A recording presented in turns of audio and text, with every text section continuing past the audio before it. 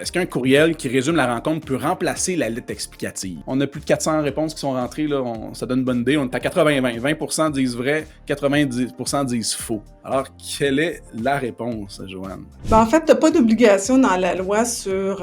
quand on parle d'une lettre explicative, là, qu'on fait référence à le courriel, c'est le contenu. Ce qu'il te faut, c'est ton contenant qui est important.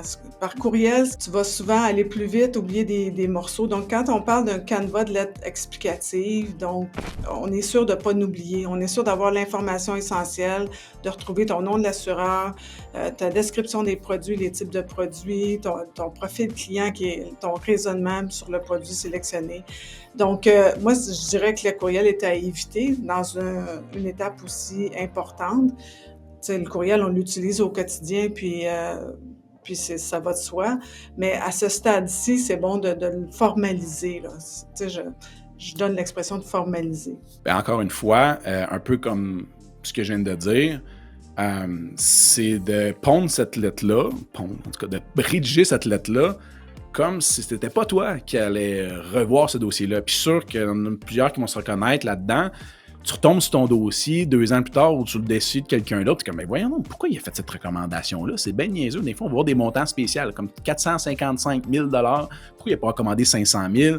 Il y a un contexte qu'on ne sait pas aujourd'hui, que peut-être le même client a oublié. Donc, la lettre explicative va permettre d'établir le contexte puis de comprendre la décision qui a été rendue à ce moment-là. Donc, encore une fois, ça peut être un outil de professionnalisme. On en a déjà parlé dans les mardis de formation qu'on fait. On en a donné quelques exemples, mais de vous faire un beau template de comme, OK, tu livres un contrat, par exemple, une police d'assurance ou peu importe la stratégie que tu mets en place, puis ça vient avec une belle feuille professionnelle qui explique le tout de manière concise et facile à comprendre. Je te donne un exemple. On va souvent dans les explications bien expliquer le produit, les composantes du produit, les frais. On va oublier les exclusions. Puis pourtant, les exclusions, c'est un morceau fondamental. Donc, si tu as ta lettre déjà préparée avec qu'est-ce que je dois absolument aborder dans le cadre d'une lettre explicative, mais il y a moins de risque d'erreur. Puis les exclusions, c'est là quand plus tard...